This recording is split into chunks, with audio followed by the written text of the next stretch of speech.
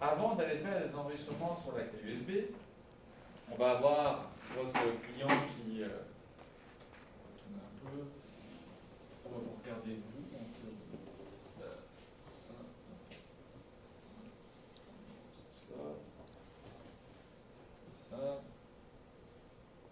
Voilà, on a toute la classe. Donc le but, c'est d'expliquer à votre client comment ça fonctionne. Donc vous allez lui dire, parfait, monsieur le client, vous vous connectez sur votre écran, vous avez vos caméras qui apparaissent. Si vous en voulez qu'une seule, vous double-cliquez dessus. Si vous voulez revoir les autres caméras, vous double-cliquez, ça revient comme vous voulez. Si vous voulez les avoir différemment, vous faites un clic droit et puis vous allez dans les vues multiples, vues par couloir, les fenêtres, ainsi de suite. Vous lui expliquez tout ça. Deuxième étape, c'est comment je fais pour regarder mes événements. C'est un peu le principe d'un enregistreur vidéo, c'est que ça enregistre et que ça sert à quelque chose, d'aller chercher les choses. Donc vous lui dites quoi à votre client? On va aller dans lecture. Playback, non? Lecture. En français. Vous tombez sur cet écran-là. Et là, vous allez devoir choisir quelle caméra vous voulez aller regarder l'enregistrement. Donc là, on va choisir la tourelle ici. J'ai sélectionné ma caméra. Vous lui dites, même si c'est pas obligatoire, faites juste une caméra à la fois. Parce que sinon c'est un peu demandant. Puis vous lui réexpliquez, ça continue à enregistrer. Pareil. Donc là, c'est quoi le but d'un enregistreur? C'est enregistrer. C'est pour ça que ça s'appelle un enregistreur. Donc vous, l'action d'aller regarder la vidéo, c'est comme secondaire. Parce que pour l'enregistreur, ce qui est important, c'est votre caméra continue à enregistrer par derrière. Donc essayez de lui donner une chance. Faites une caméra à la fois. Si vous avez besoin de 2 caméras, c'est faisable, mais évitez de mettre les 16 caméras en même temps, parce que sinon ça va être un peu rushant pour l'appareil.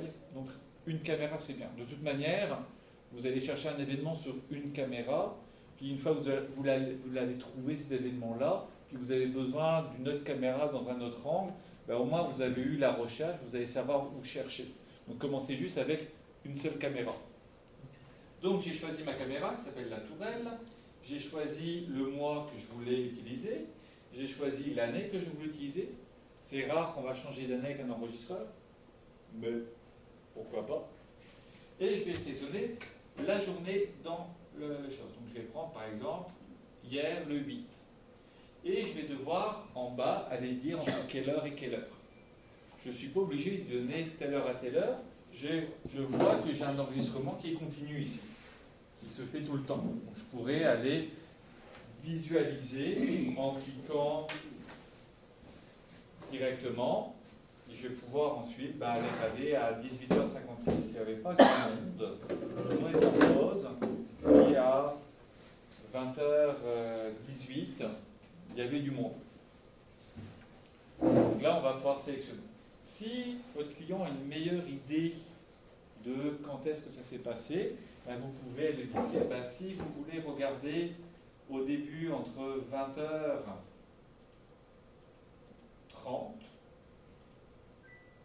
et 20h59, vous cliquez sur rechercher, et là vous allez juste avoir la toute petite bande, et vous allez avoir la période tout de suite. À quoi ça sert cette période-là? C'est qu'on va pouvoir aller l'agrandir. On va avoir un peu plus de précision. Puis là, avec la molette de la souris, vous voyez qu'en allant dans un sens ou dans l'autre, je peux sauter de 30 secondes en 30 secondes, ou minute en minute. Je peux aller rechercher directement c'est quoi les événements. Donc on se aperçoit c'est quand même relativement rapide à chercher. Maintenant, je vais rajouter ma deuxième caméra ici. Et là, je peux toujours chercher les 2 caméras en même temps.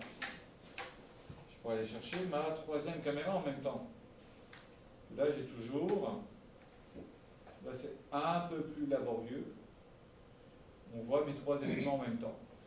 Est-ce que c'est important de voir les 3 en même temps? Pas forcément. On va chercher c'est quoi l'événement et on va pouvoir après aller chercher les informations dessus. pour ça. Je vais encore agrandir un peu ma zone de temps ici, qui est en bas. Ce qui m'intéresse, c'est... alors, je vais revenir en arrière. Ce qui m'intéresse, c'est quand le gars avec un casque blanc, là, je ne sais pas comment il s'appelle, là, il pointe quelqu'un. J'ai capté que c'était à 20h48. À 20h48, c'est la durée qui est en bas là. À 20h48, ben, je vais cliquer sur mon petit ciseau, couper, en bas. Je vais couper à 20h48. J'appuie une fois dessus.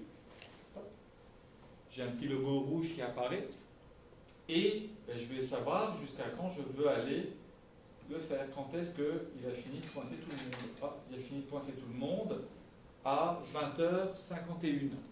Donc moi ce qui m'intéresse c'est 20h48 à 20h51. Donc une fois que j'ai trouvé mon 20h51, je reclique sur mon petit ciseau, arrêter de couper, je clique dessus, et là je viens de prendre ma séquence, mon événement. Tout ce qui me reste à faire maintenant c'est d'aller le sauvegarder sur ma clé USB. Donc si vous le faites maintenant et que vous n'avez pas de clé USB mise dans votre appareil, ça fera strictement rien. Parce que vous allez essayer d'enregistrer sur quelque chose qui n'y a rien pour enregistrer. Donc, on va sur le petit répertoire qui s'appelle gestion de fichiers, on clique dessus. Là, je vais avoir dans ma liste tout ce que j'ai besoin de conserver. Comme j'ai mes 3 caméras d'afficher, j'ai tous mes canaux qui sont faits, canal 1, canal 2, canal 3, 3 et 3. Pourquoi j'ai des canaux plusieurs fois le numéro 3? C'est parce qu'il y a peut-être, dans cette période-là, j'ai peut-être arrêté de bouger, j'ai pas de détection de mouvement, donc j'ai des coupures qui se font. Ça se peut que ça soit pour plein d'autres raisons. Mais si je veux garder mes 3 caméras dessus, je vais avoir ça. Ici, on regarde bien. Mon canal 1 enregistre de 20h47 et 58 jusqu'à 20h51 et 30. Le canal 2 de 20h48 pile jusqu'à 51 et 30. Et mon canal 3, ben, c'est de 47,59 à 49,42, de 49,42 à 49,45 et de 49,45 à 51 et 30. J'ai 3 vidéos parce que ça se peut que mon flux vidéo ait été coupé pour des événements. Si je regarde, il y a 0 seconde qui manque. C'est juste que lui, il a découpé ça parce qu'il y a une détection qui sont faites. Donc il a dit, bah là, il a bougé, il a arrêté de bouger, il a repris la vidéo parce qu'on a une durée de reprise. Donc là, je vais sélectionner lesquels je veux. Je vais cliquer en haut, ça va tout sélectionner. Et je vais faire sauvegarder en bas. Là, il me dit, ben, on va sauvegarder tout ce qui est là. On sélectionne ici dans le bas, c'est quoi le média sur lequel on fait, clé USB, un disque dur ou quoi que ce soit. Une fois qu'il est sélectionné, on a vu juste au-dessus que ça allait prendre 244 mégaoctets et qu'il en reste 6,6 gigas. Je rentre dessus, c'est faisable. Ça me dit tous mes fichiers au-dessus et j'ai juste à faire début. Et là, il va commencer à enregistrer. Alors là, il me dit qu'il reste à peu près une minute de temps. J'ai un petit décompte qui est là. Et ça finit là. Il n'y a rien de plus compliqué à faire. Maintenant, tu vas enregistrer directement dans la clé USB? Oui, directement avec le USB. Puis quand c'est fini d'enregistrer, il ne faut pas être cardiaque. En fait, on introduit d'abord la clé avant. Oui. Si la clé, vous apercevez que votre clé, ce n'est pas la bonne clé ou il n'y a pas assez de place dessus, vous la changez, puis vous appuyez sur le bouton détecter. Il va détecter c'est quoi qui est branché sur l'enregistreur. Vous le sélectionnez, vous pouvez le faire. Donc il reste 20 secondes. Là. Une fois on a introduit la clé, donc le début va se passer automatiquement. Oui, il va permettre d'apparaître. Si vous n'avez pas mis la clé, vous ne pouvez pas vous rendre là, de toute manière. 4 secondes, 3, 2, 1. Il ne faut pas être cardiaque. Ça c'est un code. Voilà, il vient, c'est pour ça qu'il ne faut pas de cardiaque. S'il se passe quoi. Et ça vous dit sauvegarde terminée. Comme ça, quand vous faites une grosse sauvegarde, là vous voulez faire autre chose. Allez draguer la secrétaire, puis quand vous entendez la sirène, là, vous pouvez revenir chercher votre clé USB. Donc, on fait OK, j'ai sauvegardé ça, je peux retirer ma clé USB, je peux faire autre chose. Donc là, j'ai été sélectionner mon événement, mes choses que je voulais entre les deux. C'est bon pour ça? Deuxième façon de faire. Je reviens dans mes paramètres et je vais aller dans sauvegarde, en bas ici. Je clique dessus, je vais aller dans sauvegarde générale et là je vais pouvoir aller sauvegarder sans forcément aller voir c'est quoi les vidéos, c'est quoi les choses. Je vais dire, je vais sauvegarder le canal 1, je vais sauvegarder, mettons, tous les enregistrements en date du 8 à 20h30, voilà, jusqu'au 8 à 20h59. Voilà. Donc là, j'ai rentré ma plage que je veux faire une sauvegarde dessus. Je vais faire rechercher. Et là, je vais m'apercevoir que sur mon canal 1 que j'ai sélectionné, j'ai deux événements qui sont faits. J'en ai un qui commence à 20h30, ce qui est normal, c'est mon heure de début, qui s'arrête à 20h37 et 28 secondes, et mon deuxième qui reprend à 20h37 et 28 secondes jusqu'à 20h59 minutes et 59 secondes. J'ai les tailles, j'ai le format d'encodage, et je peux, si j'ai envie, avoir un petit prévisuel des choses et puis aller regarder ce que ça fait rapidement comme ça. Mais si vous avez besoin de faire une sauvegarde, donc le client vous dit moi je veux sauvegarder de telle heure à telle heure parce qu'il a déjà fait ses recherches quoi que ce soit, vous pouvez l'avoir par là. Même chose, en bas je vais sélectionner ma clé USB qui est ici et je vais faire début. Et là, il va venir enregistrer. Et là, comme j'enregistre un peu plus longtemps que ce que j'avais prévu, je tombe à 3, 4, 5 minutes d'enregistrement. Même chose, quand ça va être fini, ça va sonner et ça va me dire que je vais pouvoir récupérer. C'est quoi canal? Canal, c'est caméra double, ça c'est canal double? Caméra 1, c'est le canal 1. C'est quoi le canal? C'est ta caméra, c'est ton canal 1, c'est ce que tu as, configuré ici. Canal 1, canal 2, canal 3. Donc tu décides d'enregistrer ton canal. Donc si tu as branché ta caméra dans le canal 8, il faut que tu enregistres sur le canal 8. Ça ne sert à rien d'enregistrer le canal 1, il n'y en a pas de canal 1, tu n'as rien de branché dedans. Donc il faut savoir à quoi correspondent tes canaux. Canal, ça c'est la porte d'enregistreur qu'on a branché les caméras? Oui. Ok, dans quelle porte qu'on a... Oui. C'est pour ça que c'est important de les brancher, de respecter les numéros. Je ne sais plus, il n'est pas là. Il est peut-être là. C'est qui s'est mis que en haut? Ah, ça doit être ici. Donc lui, il s'est branché dans le 1, 3, 5. 1, 3, 5. Oui, il s'est mis tout en haut. C'est 1, 2, 3, 4, 5, 6. Lui a fait 1, 3, 5. Ça ne change rien. C'est juste qu'ils vont en avoir une ici et une ici. Donc quand il va faire ses sauvegardes, ses enregistrements, quoi que ce soit, il va devoir sélectionner le bon canal qui correspond. C'est bon pour ça? Donc là, c'est pas très compliqué d'expliquer à votre client comment on le fait.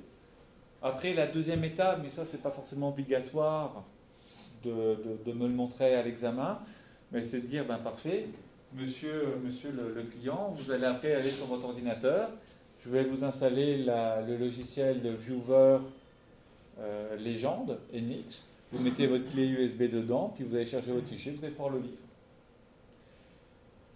Le fichier, on va l'avoir de là où on travaille, ça dépend de...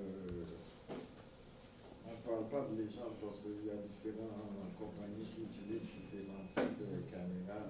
Dans ce cas, pour donner un fichier à un client, il faut l'avoir déjà. Oui, mais tu l'as déjà, c'est ce qu'on vient de faire là. Ouais, non, je ne parle pas du fichier, c'est vraiment pour pouvoir visualiser toutes ces démarches, il faudrait le faire à partir de. On parle de IA Legend, IA Player. Quand vous parlez du fichier, vous parlez de l'enregistrement ou vous parlez de Legend, du player. Le tailleur. Et donc le player, c'est nous qui doit l'installer au client. Ah oui. Ce qu'il y a dans la clé USB ne fonctionne pas si on le met direct dans un PC normal. On ne peut pas le lire. Tu pourrais. Si, Oui, tu pourrais. Avec VLC, tu vas pouvoir le lire. si, c'est donc on n'est pas obligé de. Oui, mais là, tu lui as vendu un produit. Il a déjà fait le saut. Il fait... Tu as vendu une interface noire avec marqué Legend NX dessus. Tu lui as peut-être installé le logiciel qui lui permet d'aller se connecter avec son ordinateur dessus. Ou tu lui as montré la page web pour se connecter sur... Tout est marqué NX.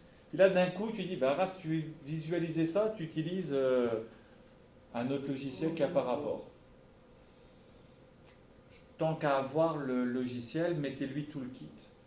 Pourquoi? Parce que si jamais un VLC, par exemple, ça va fonctionner, VLC, Victor l'a testé. Tu l'as testé? Oui, il l'a testé. Si jamais VLC fait une mise à jour, change quelque chose, et que ça ne devient plus compatible, bah, tu fais quoi? Donc il va dire, bah, ça ne marche plus. Bah, non, ça marche encore, c'est juste que ce n'est pas le bon lecteur. Donc utilisez les produits que vous avez. C'est quand même plus facile. Ah, là, le message comme quoi c'est terminé. Bon pour ça, pour vous? On va essayer. C'est le but que vous l'essayez. Ouais.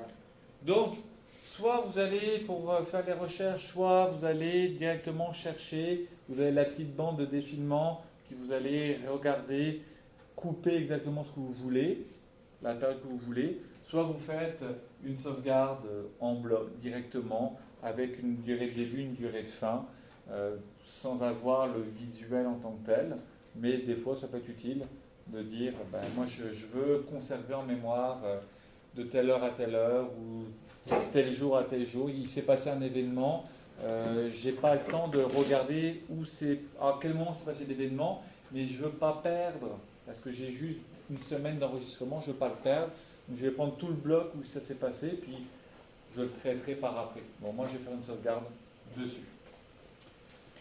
Bon, pour ça, pour les enregistrements sur clé USB, créer un utilisateur. Créer un utilisateur. Donc on va dans Système, on va dans Sécurité, les comptes.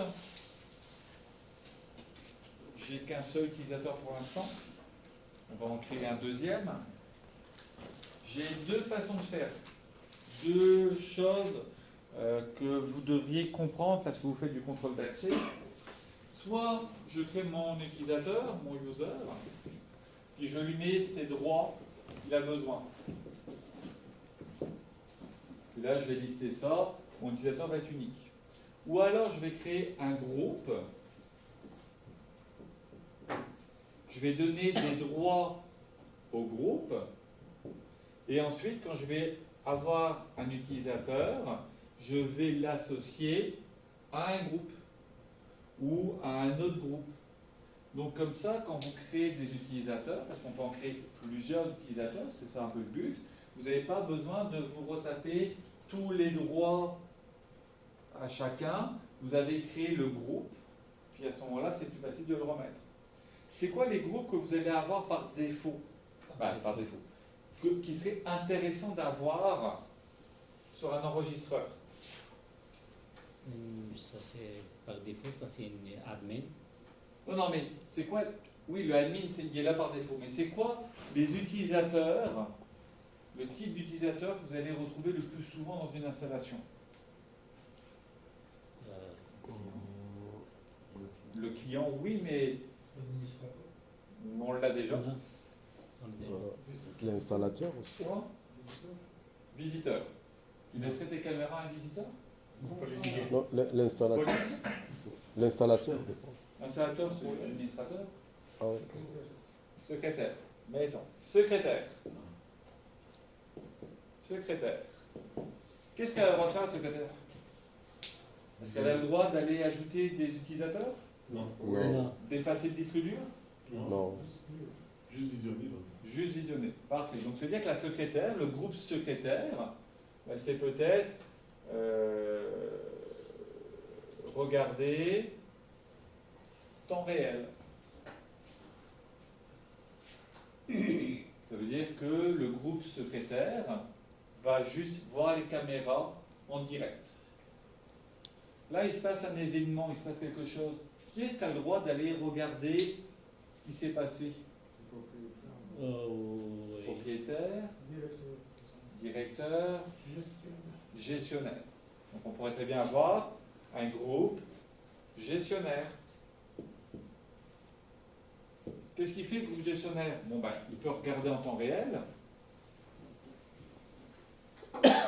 mais il peut aussi aller faire visualisation, enregistrement. Parce que lui, il a le droit d'aller voir si quelqu'un s'est blessé ou quelqu'un a fait une bêtise, d'aller voir qui a fait ça.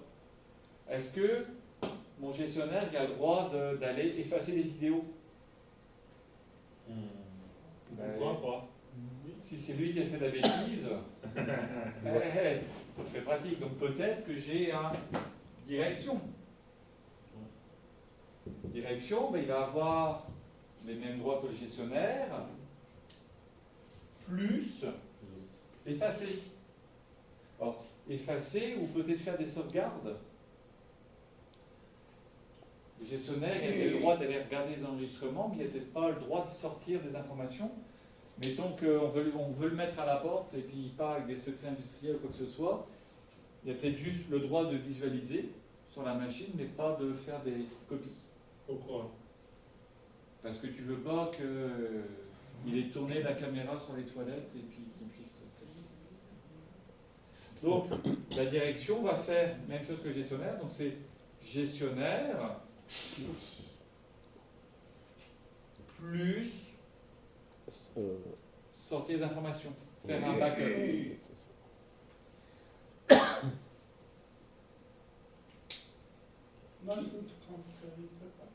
Comment? Est-ce que c'est la direction qui a fait l'ajout de compte?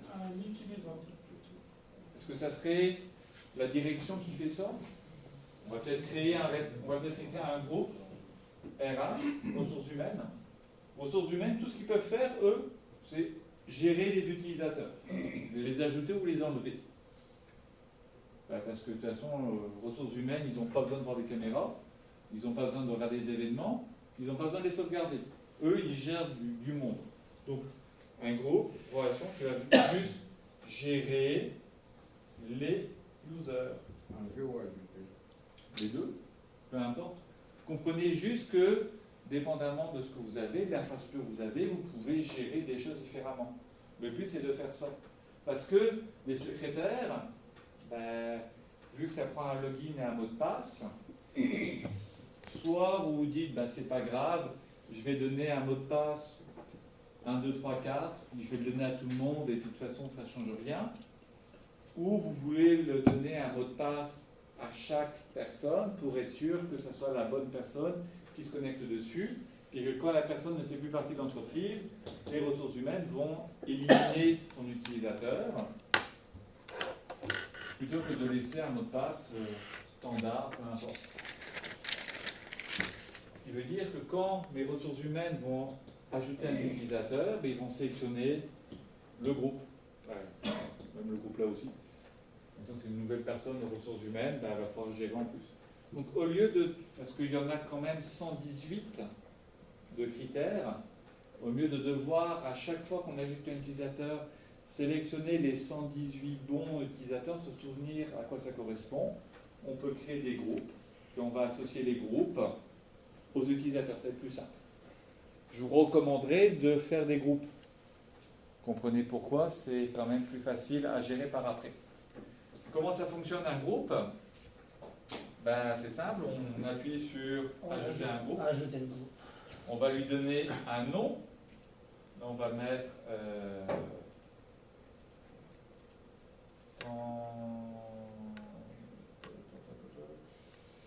temps réel. Voilà, ici. Voilà. Puis là, on va lui donner les autorisations. Si je laisse les 118 autorisations, ça revient au même que si j'avais créé un administrateur. Donc, par défaut, on va tout décocher. Et là, on va venir rechercher c'est quoi les choses qu'on va lui donner. Mettons que j'ai ma secrétaire, mon temps réel. J'ai une secrétaire qui est à l'accueil, à l'avant. Ouais, qu'est-ce qu'elle a le droit de regarder? Peut-être elle a juste le droit de regarder la caméra qui est devant, là, à l'extérieur. Donc je vais juste cocher la caméra, le canal 1, qui lui correspond. Puis les caméras qui sont dans l'entreprise à l'arrière, dans les laboratoires, dans le couloir, tout ça, elle n'a pas besoin de les voir, celles-là. Donc je ne les cocherai pas. Qu'est-ce que la personne va avoir le droit de regarder? C'est juste le canal 1, juste la caméra 1. Vous pourriez créer un autre compte qui est peut-être pas forcément les gestionnaires ou les gestionnaires. Le gestionnaire, lui, est-ce que c'est important pour lui de regarder la caméra de l'accueil? Non. Lui, c'est les gars qui bossent en arrière qui est intéressant. Vous allez lui donner dans le compte gestionnaire les caméras et les accès qui vont correspondre à ce que la personne doit voir. Si vous avez un gestionnaire de plancher, puis un gestionnaire des ressources matérielles ou peu importe, ils ne regardent peut-être pas les mêmes caméras, ils n'ont pas les mêmes droits, donc on va jouer là-dessus. Et là, votre client est content parce que ça permet de diviser les choses, donc les personnes ne vont regarder que ce qu'elles ont besoin de regarder. Vous vous souvenez ce qu'on disait au début du cours? La loi 25, la loi pour les... j'ai un trou de mémoire. Pour pas regarder les toilettes. La vie privée. La vie privée, c'est la même chose. La caméra, elle est censée être uniquement visualisable par les personnes qui ont besoin de la voir. Donc si il y a des gens qui sont sur une chaîne de montage, qui a une caméra qui les surveille pour les accidents, ça ne sert à rien que la secrétaire ait accès à ça. Ça ne respecte pas la vie privée. Le gestionnaire de la ligne de montage, c'est important qu'il puisse y avoir accès pour pouvoir vérifier que tout se passe bien, qu'il n'y a pas de mise en danger, des choses. Mais c'est le seul à le regarder. Donc on va pouvoir gérer ça de cette façon-là. Donc si je prends ma personne, temps réel, je vais juste lui donner le canal 1. Je vais faire OK. Et avant, est-ce que tu as caché un truc, non? Comment? Tu as caché un truc? Non. J'ai rien coché en haut. J'ai juste cliqué ici pour tout enlever. Parce que sinon tout était sélectionné. Select all. Ouais, donc là j'ai bien ma caméra 1, je fais OK. J'ai ajouté un groupe. Parfait. Maintenant je vais venir ajouter un utilisateur. Nom d'utilisateur, je vais mettre prof. Voilà, prof. Ici, je valide. Le mot de passe 1, 2, 3, 4. Je confirme 1, 2, 3, 4. Et je vais lui donner comme groupe temps réel. Puis automatiquement, vous voyez, dans temps réel, j'ai juste celui que j'ai sélectionné dans mon groupe qui apparaît. Pour chacun, on a créé un groupe pour... Non, c'est mais, excusez-moi, mais je peux lui donner seulement sans créer le groupe aussi par utilisateur aussi. Oui, on pourrait, mais le problème de ça, c'est qu'il faut que tu le refasses à chaque fois. Okay. Oui, pour chacun, vous devez sélectionner. Est-ce que j'ai mon éclairage que je peux gérer ici?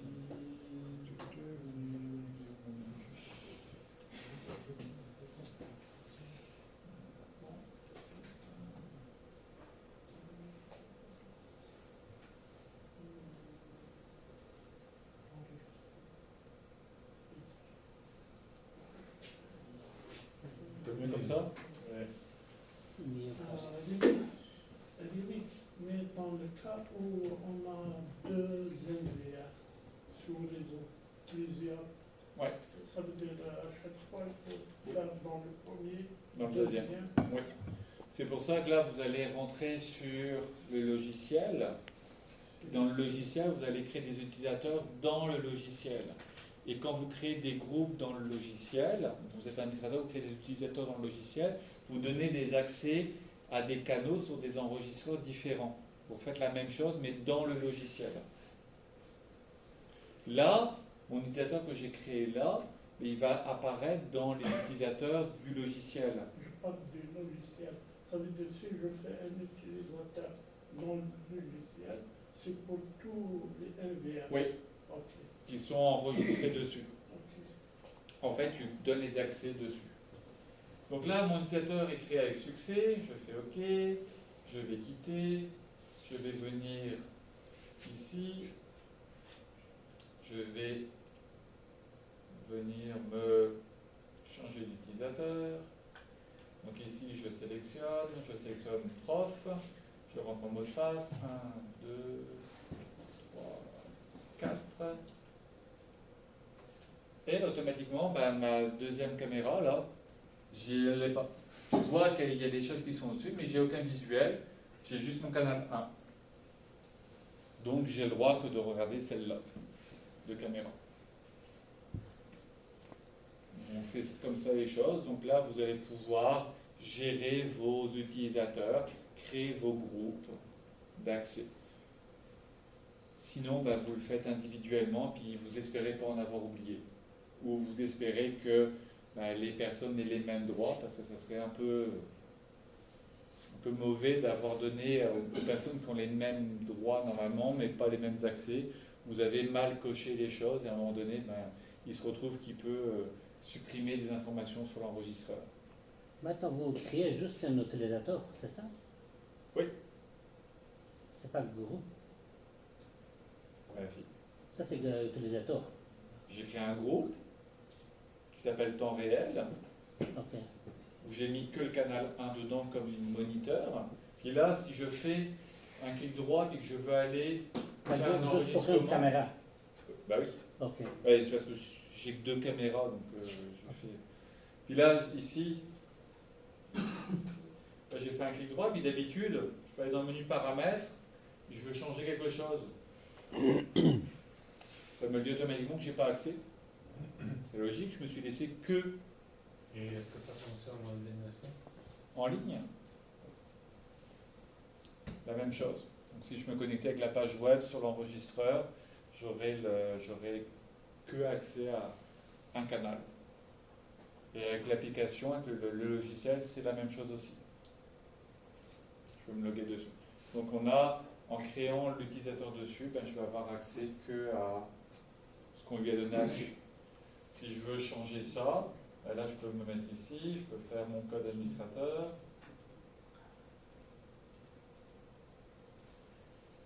Voilà. Là je peux aller dans mon utilisateur pro, je vais le modifier. Puis là, dans ce qui est autorisé ici, je vais changer le groupe. J'ai changé le groupe, je l'ai mis en groupe administrateur.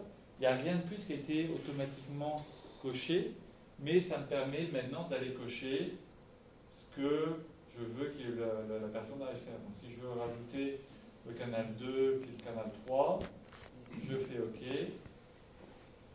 Je suis c'est enregistré, puis si jamais je me reloguais dessus, donc on va. C'est quoi les C'est autres le même- options? Les autres options, lecteur, local. Il y a plein d'options, ça veut dire que est-ce que je peux faire la lecture d'enregistrement? Est-ce que je peux aller faire des sauvegardes? Est-ce que je peux J'ai aller. choisi moniteur, mais il y a lecture locale 1. C'est-à-dire, est-ce que je peux aller. Est-ce que je peux lire l'enregistrement ici ou pas? Donc là, vous allez pouvoir tester ce que ça fait. Chercher un peu. Trouver à quoi ça sert. Puis là, on voit automatiquement que j'ai récupéré. Alors, ici, je suis en administrateur. Je vais fermer, changer d'utilisateur. Je me remets sur prof, je mets mon mot de passe, 1, 2, 3, 4, je valide. Et là on voit quoi? Je me suis donné le canal 1, c'est bon. Canal 2 c'est bon. Canal 3 c'est bon, j'ai pas de vidéo. Canal 4, il y a le petit verrou. Ça me prouve que je n'ai toujours pas accès. Donc si j'avais une caméra sur le canal 4, ça ne fonctionnerait pas plus. Si je fais mon clic droit et que j'essaie d'aller voir mes enregistrements, je suis toujours bloqué. Bon pour ça? Oui? Là, j'ai une question de mes amis dans les mêmes groupes, les deux. Les deux sont dans le groupe admin avec Zik. Oui, parce que là, je m'étais créé mon groupe où j'avais juste le canal 1, et là, je lui ai dit, je veux le rajouter. Donc là, je ne suis plus le groupe temps réel, parce que je rajoute des choses dedans. Mais le groupe temps réel, il autorise juste le canal 1. Donc la seule façon de rajouter des choses, c'est de le mettre dans un groupe qui a accès à tout, et de lui rajouter ce que j'ai besoin. Mais là, je suis plus dans, c'est plus le groupe temps réel, c'est un groupe qui n'existe pas. J'ai fait du sur-mesure pour l'utilisateur. J'aurais pu choisir un autre groupe si j'en avais créé un deuxième, puis avoir toutes les informations dedans. Bon pour ça? Qu'est-ce qu'il nous restait qu'on devait voir? Bon, présentation client, on l'a fait. Détection de mouvement.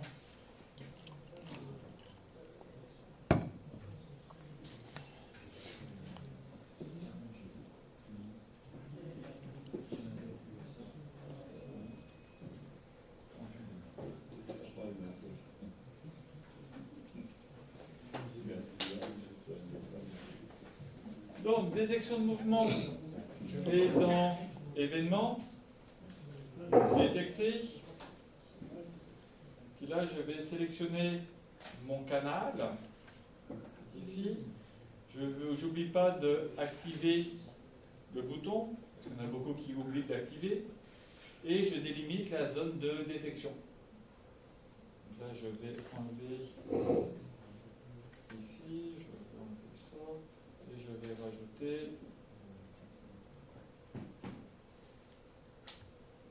comme ça. Donc j'ai rajouté ma zone. Dans la programmation, qu'est-ce que je veux faire? Est-ce que je veux que ça soit la détection de mouvement tout le temps ou pas? Ça va dépendre de ce qu'on veut faire. Donc vous décidez avec votre client pour ça. L'intervalle, c'est pour savoir combien de temps il n'y a pas de mouvement pour vous arrêter de détecter que c'est du mouvement et que vous repreniez l'enregistrement. L'action, c'est là où vous allez décider qu'est-ce que je fais. Est-ce que j'active la sortie d'alarme? Est-ce que j'affiche un message? Est-ce que je fais un bip sonore? Est-ce que j'envoie un email? Qu'est-ce que j'enregistre?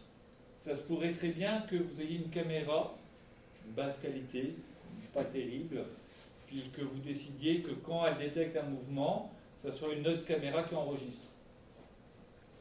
Peu importe la raison, vous pourriez le faire, vous avez juste à sélectionner l'autre canal à enregistrer. Ça se peut aussi que vous disiez, moi je vais enregistrer le canal 1 et 2. Donc quand ma caméra ici détecte là, en même temps, je vais enregistrer celle qui pointe la porte là, parce que il s'est peut-être passé quelque chose en même temps là. Donc je vais enregistrer les deux en même temps. Vous choisissez ici. Le délai d'enregistrement, c'est savoir combien de secondes avant et après la fin de détection de mouvement vous allez enregistrer. Toujours utile d'enregistrer un peu avant, puis un peu après. Pourquoi? Parce que ça se peut que la personne elle arrête de bouger un petit laps de temps, puis là il n'y a plus de mouvement, puis elle continue par exemple à essayer de forcer une serrure. Elle ne bouge pas suffisamment pour que ça déclenche la détection de mouvement, parce qu'elle est dos à chose et puis elle est en train de faire ça. Donc mettez un petit délai, puis au moins vous allez voir, donc dès que ça va durer un peu longtemps, souvent les personnes vont bouger 10 secondes, c'est standard, mais à adapter. Quand vous dites avant review, c'est-à-dire avant 10 secondes, ça va vous... Il y a comme une mémoire, je dirais une mémoire tampon, il enregistre. Mais là, quand il y a du mouvement, une détection, Oui. il va prendre comme 10 secondes en arrière pour vous le signaler 10 secondes en arrière. Donc ça vous permet de voir la personne qui arrive, qu'est-ce qui s'est passé avant, puis après, qu'est-ce qui se passe après. Ensuite, bon, PTZ, si on a des PTZ, on peut venir faire zoomer une PTZ par exemple. Donc une caméra qui détecte quelque chose, la PTZ va pouvoir venir zoomer sur là où c'était détecté. Donc on peut faire des presets, on peut découper notre zone de notre caméra pour aller faire des zooms avec une PTZ sur des emplacements précis. Le snap, c'est prendre des photos, c'est pour l'affichage intelligent, c'est faire les événements dessus. Il y a plein de choses qu'on peut faire là-dessus. Ça veut dire que c'est pas la même caméra qui va faire le zoom. C'est pas la même. Pas obligatoirement. Pas obligatoirement. Mais toutes les caméras, ils font pas des zooms. Non, il faut avoir les caméras qui correspondent à ce qu'on fait. Parce Je que là, pourrais très bien dire une chose. Prenons un exemple tout bête. Là, je ne peux pas le faire parce que j'ai deux caméras pareilles. Mais j'ai une caméra grand angle, 2.6 mm, puis j'ai une caméra 6 mm qui pointe la porte là. Donc, ma caméra grand angle, elle est ici, puis elle va détecter que quelqu'un rentre, passage de ligne, par exemple, ou détection de mouvement. Là, je vais utiliser l'autre caméra pour aller avoir, par exemple, zoomer sur la face de Méane, parce qu'il y a passé dans la zone de mouvement, et je vais avoir une vue d'ensemble de qu'est-ce qui se passe dans la salle. Donc, on va voir que Woody n'est pas en train de m'écouter, et on va voir Méane qui se dit, mais pourquoi il parle de Woody? Parce que mes deux caméras vont enregistrer le même événement, mais avec deux points de vue différents. Donc ça va être enregistré comme étant ça. Donc vous décidez, est-ce que c'est Woody qui déclenche le fait qu'on enregistre Méane en même temps, ou c'est Méane qui déclenche le fait qu'on enregistre Woody en même temps. Vous allez sélectionner ça. C'est beaucoup de possibilités. Puis là, il faut voir les cas particuliers, les choses. En général, vous allez enregistrer la caméra qui déclenche. C'est rare que vous allez avoir 2 ou 3 caméras dans le même espace. Je dis juste que ça pourrait arriver. j'ai un exemple. Oui. Chez nous, avec Méane, nous avons une caméra 3 Oui. qui n'est pas activable. Oui, la vif. Oui, c'est ça. Oui. Et tantôt, tu avais mentionné, on peut l'associer avec une autre caméra qui... Oui. Oh, oui. Ça se fait comment? Tu vas dans les actions ici, puis tu vas cocher le canal, moi c'est le canal 3 je pense. Seulement comme ça? Ouais. Ah, ok. Les deux vont s'enregistrer. Donc c'est ma caméra là qui va faire la détection de mouvement, et quand elle va détecter, elle va aussi enregistrer ici. Donc si je reviens, on va revenir sur la caméra, c'est ça. Donc là, je vais la replier ici. Donc moi j'ai ma caméra ici, c'est celle-là. Puis l'autre caméra, c'est la caméra d'homme qui est ici, qui est là. Donc si je détecte, je vais me remettre sur celle-là, si je détecte du mouvement ici, les deux vont s'enregistrer. Je peux régler la sensibilité. Donc sensibilité, c'est le nombre de pixels qui varient, qui vont déclencher le mouvement. Donc ça veut dire que un coucher de soleil, donc, ou la nuit qui arrive, ne déclenchera pas un changement de mouvement parce que c'est trop lent. Par contre, c'est des choses à se méfier. Si vous êtes à l'extérieur et qu'il y a des branches d'arbres et qu'il y a du vent, vous risquez de pas mal déclencher à chaque fois qu'il y a une branche qui bouge. Si vous êtes en intérieur et qu'il y a un ventilateur qui se met en route automatiquement parce qu'il y a un système de chauffage par exemple, vous allez enregistrer le ventilateur. Donc les angles de vision, les zones de détection sont à vérifier, à aligner tout ça. C'est pour ça que quand vous calculez vos capacités de disque dur, basez-vous toujours sur un 100% d'activation tout le temps pour être sûr que si jamais il vous rajoute quelque chose dans le décor qui n'était pas prévu, vous ayez toujours au moins la capacité, la durée d'enregistrement demandée. Au pire, s'il n'y a pas de mouvement, on n'est pas à 100% d'activation, on est à 60% d'activation, vous aurez juste du temps en plus d'enregistrement, que personne ne va critiquer ça en tant que tel. Dernière partie ici, j'ai un autre réglage ici, Puis là, je vais pouvoir aller activer des choses. Donc, par exemple, je peux activer sur cette caméra-là les lumières. Je vais dire que les lumières, c'est tout le temps. Je veux que ça soit une fréquence basse pour 5 secondes. Parfait. Donc, ce qui fait que quand je vais appliquer ici, si quelqu'un bouge, ça va déclencher. Non, vous dites, t'es pas dans la zone. Cette caméra, il est avec les lumières. L'autre caméra, il n'est pas avec les Pas de lumières. lumière, non. Le lumière. Réglage ici, j'ai des lumières ici. Donc, je fais des réglages dessus avec l'horaire. Les lumières, en journée, c'est peut-être utile, la nuit, dans une chambre, peut-être pas le plus agréable, donc on va peut-être les enlever. Si la caméra n'est pas avec la lumière, qu'est-ce qu'on a avec cette option avec ça ou non? Non, ça n'apparaîtra pas. Il n'y aura pas de choses qui apparaîtront ici. J'applique pour conserver ma programmation, et une fois que c'est fait, ben c'est fait, c'est final. Donc si je bouge ici, ça ne fait pas. Pourquoi ça ne fait pas? Tout va... Non, parce qu'elle est encore dans la période où elle a détecté du mouvement. Donc elle ne va pas le refaire. Là, il faudrait que tout le monde arrête de bouger pendant la période de 5 secondes. Puis, une fois que les 5 secondes sont passées, on va refaire une détection, puis là, elle va reclignoter, elle va refaire les événements. Et il y a un constat dont j'ai fait, il y a les modifications, toutes les modifications qu'on a faites, ça peut se faire juste dans l'enregistreur directement, parce que des fois, quand tu montes en ligne, mais ça se peut pas, ça peut Oui. la modification. C'est pour ça que vous le faites dans l'enregistreur directement, il a toutes les options dans l'enregistreur. Ouais. Si vous passez par la page web ou si vous passez par le logiciel, vous n'avez pas forcément toutes les options. Pourquoi vous n'avez pas forcément toutes les options?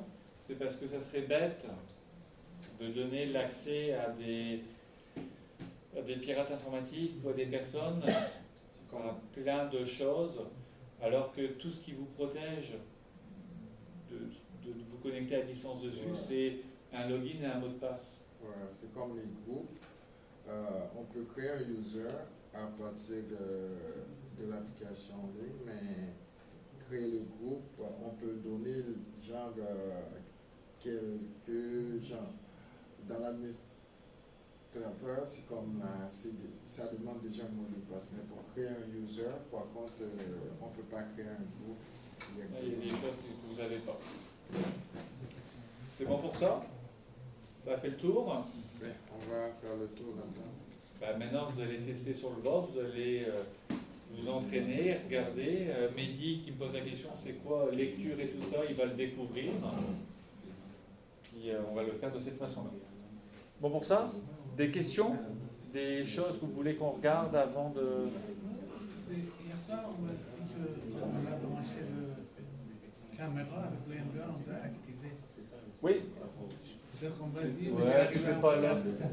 On va le faire sur les votes directement parce que le mien il est comme déjà tout configuré. Si je désactive, je vais perdre toute la programmation qui me sert à vous montrer. Donc je préfère éviter de le faire comme ça. Une question. Oui. Y a-t-il une différence entre détection intelligente et détection de mouvement? Oui. Détection de mouvement, c'est de base, je fais des carrés, je fais des choses, je règle la sensibilité. C'est la détection qui existe depuis que les caméras font de la détection. Quand on va dans détection intelligente, là je vais avoir différents types de détection et ça va dépendre de la caméra. Si je suis sur cette caméra-là, j'ai tout ça d'activé dessus. J'ai d'autres choses qui peuvent être activées, mais là c'est des licences, c'est des caméras spécifiques des choses. Si je change, que je vais sur mon autre caméra de base là, la petite qui vaut pas cher et qui fait pas grand chose, j'ai aucune détection intelligente dessus. Parce que elle n'a pas l'intelligence dedans d'intégrer. Donc ça vous prend des caméras qui sont avec certaines caractéristiques. Donc là, entre la détection de base, on regarde les mouvements, on peut juste jouer sur la sensibilité. Là, quand je fais une détection de mouvement intelligent, je vais aller l'activer. Là, il me dit que la détection de mouvement de base va être désactivée. Je ne peux pas avoir deux détections de mouvement pareilles, donc je vais confirmer. Voilà. Et je vais aller la paramétrer ici. Et ici, c'est quoi la différence? J'ai toujours à peu près la même chose qui est là, sauf que là, je vais pouvoir varier. C'est quoi le type de cible? Je vais pouvoir dire, est-ce que je veux détecter du mouvement d'un véhicule, d'un vélo, d'un être humain? Si je coche uniquement être humain, ici, est-ce que quelqu'un a ramené un chat? Ouais. Personne n'a un chat ici? Non. On a déjà mangé. Il va manger une chair. Bon appétit, vous vous souvenez qu'il vend des chats? Il va manger, il a amené un chat à manger. Ça, en cochant ici, là, ça va permettre d'éviter justement, vous, ce que vous voulez regarder, là, c'est que c'est un être humain qui fait quelque chose.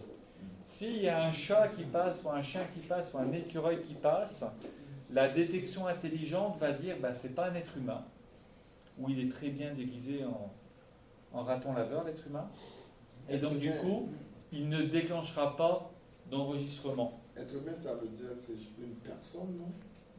2 bras, 2 jambes, une tête, puis entre 1m20 et 2m40. Si jamais on essaie de se déplacer avec en imitant un animal, tout ça, bon, Ça va, ça va ignorer. ça pourrait ignorer, mais c'est quand même relativement efficace. Donc là, on va pouvoir choisir des choses. Ça veut dire que de base, la caméra elle est capable de différencier si c'est un véhicule, un être humain. Donc c'est plus intéressant de savoir si vous voulez surveiller les véhicules qui passent dans la rue ou par exemple par une porte de garage. Puis vous n'avez pas besoin de regarder que ce soit des personnes qui passent là, ou au contraire, vous voulez vous assurer parce que c'est une porte de garage, il y a un kit de chargement, de déchargement là. Si vous voyez un être humain dans cette zone-là, c'est là où vous voulez qu'il y ait une alarme qui se passe, parce qu'il n'y a personne qui va aller là. Pourquoi vous pensez que le ministère du Transport du Québec est capable de savoir quand il y a quelqu'un qui marche le long de l'autoroute? Ils ont des caméras, puis dès que la caméra enregistre un être humain sur le bord de l'autoroute, il y a un message, une alerte qui s'est fait directement. Le métro, c'est pas comme ça. Le métro, Dans les tunnels. ouais, il y a plusieurs systèmes dans le tunnel. Il y a des caméras au niveau des quais. Le problème du tunnel, c'est que c'est la pénombre, c'est sombre. Ils ont fait, c'est sur la ligne des UQAM Longueuil, la ligne jaune. Ils ont fait des tests pour ça. Ils ont mis ça en place. Le problème du métro, c'est pas les gens qui se baladent sur les lignes, c'est que l'électricité qui passe et ils sont électrocutés avant. Donc ça ressemble à un toast avant de ressembler à un être humain. Donc on peut régler dans l'intelligent, on va pouvoir aller associer les choses. Ce qu'on va trouver, c'est que dans ma zone qui est ici, je vais pouvoir gérer des tailles maximum, des tailles minimum. Donc si je veux savoir si c'est Siamak qui passe, mais je ne veux pas savoir que c'est Victor qui passe, je vais dire que la taille maximum de détection, c'est 1m60. Comme ça, Victor, il passe, il n'est pas détecté. Par contre, tous ceux qui font entre 1m50 et 1m60, ils vont être détectés. Ça veut dire qu'un enfant, 1m20, il n'est pas à 1m50, l'enfant, il a le droit de passer. Donc imaginez par exemple dans une cour d'école primaire ou une garderie, là on va mettre la détection de mouvement d'être humain. On va dire, si c'est, parce que c'est le parc où les enfants jouent, là, la patte aux joueurs par exemple, s'il y a quelqu'un de plus d'1m50, là, c'est plus un enfant. On pourrait mettre une alerte. Ça peut faire flasher comme ça peut faire sonner quelque chose, ça peut envoyer un message, ça va enregistrer, on peut faire plein de choses avec ça. Donc on va jouer là-dessus. Donc au niveau de la détection intelligente, c'est ça qu'on peut faire. Bon pour ça?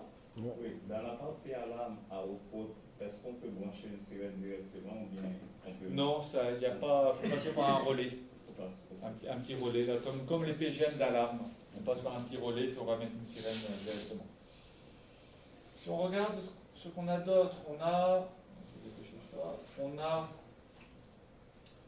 le franchissement de ligne.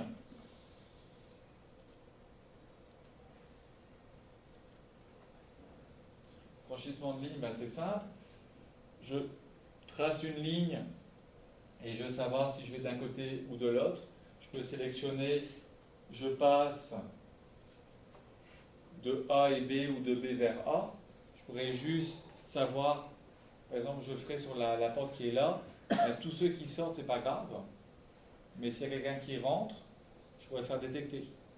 Donc là, je pourrais m'amuser qu'à partir de 15h30, je mets à l'extérieur sur les caméras qui sont juste au-dessus une ligne, et tous ceux qui rentrent entre 15h30 et 16h, c'est-à-dire qu'ils sont en retard, leur photo est captée, ça envoie directement à l'administration. C'est bon. Il y en a qui font ça sert à ça là-haut. Donc, puis là je désactiverai, parce qu'à la pause, vous pouvez rentrer et sortir. Donc là, on pourrait faire ça.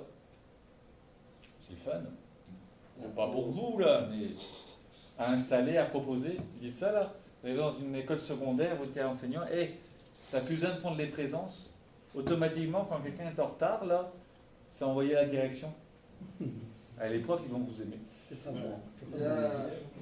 Pendant la période C'est de pas bon, Covid, on a fait, parce que les magasins de grande surface, qui avaient dit qu'il y avait une quantité de personnes qui devaient être admises. Ouais. Est-ce que c'est vous qui avez, c'est comme, C'est pas moi. Les gens dans la CPM, quand vous directement, c'est comme, c'est les caméras ou la porte qui vient tout ça là? Un peu des deux. Souvent, c'était un préposé qui comptait avec un bouton les entrées, puis Mais aussitôt des que comptes. ces gens, aussitôt que la personne rentre, il est détecté. Oui. Ça, c'est bon. Voilà. Intrusion de zone. Intrusion de zone.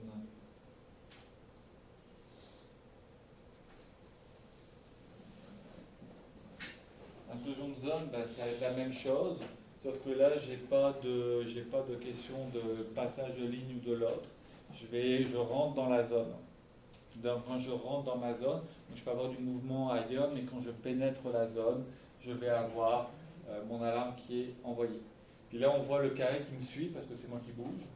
Quand il y en a qui bougent, ça vous donne une idée quand vous faites votre zone de détection. Est-ce que vous faites vos tests? Donc, vous allez dire Ali, va te mettre dans la zone là, puis là vous dites ah, il est dans la bonne taille, il n'est pas dans la bonne taille, puis là vous pouvez faire les ajustements. C'est bon pour ça? On a donc l'intrusion, l'entrée de la zone c'est un peu différent.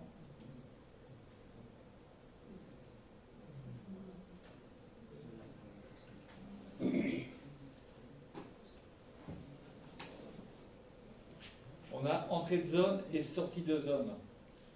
Alors, l'intrusion va ressembler beaucoup à l'entrée de zone. Mais souvent, vous allez faire entrée et sortie. C'est parce que là, vous allez, par exemple, ça va être utile. Je ne sais pas si vous avez remarqué, on a une bande jaune quand vous rentrez dans vos cubicules. Là, vous pourrez très bien dire une zone ici qui est une zone que dès que quelqu'un rentre dedans, ça déclenche quelque chose, ou que quelqu'un sort de cette zone-là, ça déclenche autre chose. On va l'associer beaucoup avec, par exemple, la détection. On pourrait très bien mettre une caméra, puis tous ceux qui rentrent dans cette zone-là, qui n'ont pas leur casque, envoyer à la direction la photo. Faire que tous ceux qui sortent de là, pas de casque, alors qu'ils devront en avoir un, parce qu'ils sortent d'une zone qui a un casque obligatoire, hop, envoyer à la direction. On pourrait gérer ça de cette façon-là. C'est bon pour ça? Ouais. Ouais. Des questions? Pas maintenant. Pas maintenant? Dans les autres options que vous pouvez retrouver, on va en parler rapidement. Détection faciale. Ça va être utilisé, ça a été développé au moment du Covid. Puis on l'utilise pour deux choses maintenant. Soit pour obliger les personnes à porter un masque, soit pour détecter les personnes qui portent un masque et qui ne devraient pas en porter. Donc, si vous rentrez avec un masque dans une bijouterie ou une banque, ça serait peut-être bien qu'il y ait un message d'avertissement disant il y a quelqu'un de masqué qui arrive. Avant le Covid, ça servait à ça, à détecter des gens qui voulaient se masquer pour pas qu'on les reconnaisse. Depuis le Covid, ça devient un peu plus compliqué parce qu'ils vont dire je suis malade, donc regarde, mes gars, ils viennent braquer une banque. Casquette, masque, vêtements tout en noir, cagoule comme ça, voilà. Lui, là, avec la détection faciale, on va le mettre dans... On ne voit pas sa face. On n'est pas capable de voir sa face, donc on va mettre un message d'alerte. On va dire c'est mes gars. Voilà. Donc ça, c'est la détection faciale. Détection de vagabondage. Ça sert beaucoup dans les stationnements, les parcs. Là, vous avez quelqu'un qui fait pas que traverser, qui reste, puis on le suit, puis il bouge entre les voitures, il s'arrête à chaque voiture, il regarde dedans, il passe à la voiture suivante. Il est suspect. Il est suspect. Il fait du vagabondage. Donc, par exemple, comment? C'est vraiment bizarre. Oui, vagabondage. Je ne voyais pas. Donc ça veut dire que cette personne-là va être détectée comme étant suspecte. On a des choses qu'on peut régler, des choses qu'on peut ajuster, mais si on associe vagabondage à facial qu'on ne reconnaît pas, puis que dans le parc il y a plein de petits enfants, on va peut-être envoyer un message quelque part. Détection du flou, ça c'est justement pour vérifier qu'on n'a pas mis de peinture, qu'on n'a pas envoyé quelque chose dessus. Ça va être aussi utilisé pour une chose particulière, on a trouvé ça par après, c'est détecter les incendies, la fumée. Donc vous détectez la fumée ça donne un flou sur l'image et ils s'en servent dans les parcs et tout ça justement parce que la fumée fait comme un flou dessus, c'est utilisé pour ça. Et détection de changement de scène, là on va prendre des images régulièrement et on va détecter s'il y a quelque chose qui a été bougé d'un moment à l'autre. Vous vous souvenez que quand on est dans la détection de mouvement, c'est un mouvement qui est fait. Mais des changements de scène, on va l'utiliser quand par exemple on va regarder, je ne sais pas si vous avez déjà vu les afficheurs publicitaires électroniques, il y a une caméra devant pour s'assurer que l'afficheur fonctionne tout le temps. Parce qu'en fait, quand on a une affiche qui est collée du papier, là, problème d'électricité, ça ne change rien. La pluie, ça ne change rien. La nuit, il y a de l'éclairage, ça ne change pas grand-chose. Par contre, au début des technologies où on avait des écrans électroniques, où on changeait les messages, est-ce que ça fonctionne réellement? Est-ce que ça ne fonctionne pas? Est-ce que j'ai un problème, quoi que ce soit? On utilisait le changement de scène pour s'assurer que mon écran, il flashait bien. Parce qu'à un moment donné, le problème disait, ouais, mais qu'est-ce qui me prouve que ce que je vous ai acheté, que j'apparais 15 secondes toutes les minutes, là, que c'est bien moi qui apparaît 15 secondes toutes les minutes. Puis que j'apparais pas juste 10 secondes, puis comme ça vous vendez en plus du temps à quelqu'un. Donc on utilisait cette fonction-là pour justement s'assurer que tout fonctionnait bien. Dans un musée, c'est pas comme ça. Il y a, oui. Musée, on va avoir de la détection de mouvement plus qu'autre chose. Ça, c'est vraiment qu'on n'a pas un mouvement en tant que tel, mais qu'on peut avoir des choses qui changent dessus. Donc, ça fait le tour. Petite pause. Jusqu'à 17h. Après, il y a la ligne qui se met en route et vos photos sont envoyées.